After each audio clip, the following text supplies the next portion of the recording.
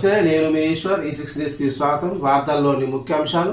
తెలంగాణ ప్రభుత్వం ప్రజారోగ్యంపై ప్రత్యేక దృష్టి పెట్టింది. వివిధ ఆసుపత్రుల విభాగాల్లో ఖాళీగా ఉన్న పోస్టుల భర్తీపై దృష్టి సారించింది.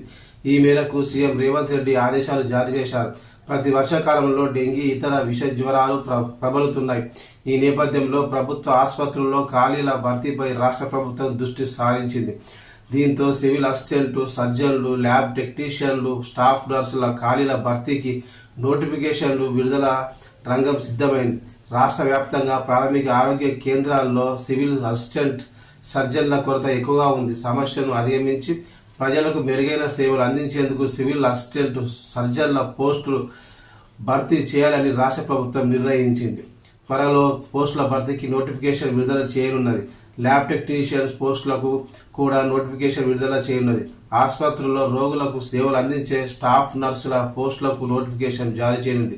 మొత్తం పోస్టులు సివిల్ అసిస్టెంట్, సర్జన్ పోస్టులు 531, ల్యాబ్ టెక్నీషియన్ పోస్టులు 193, స్టాఫ్ నర్సుల పోస్టులు 31. ఈ విధంగా పోస్టులు ఉన్నాయి.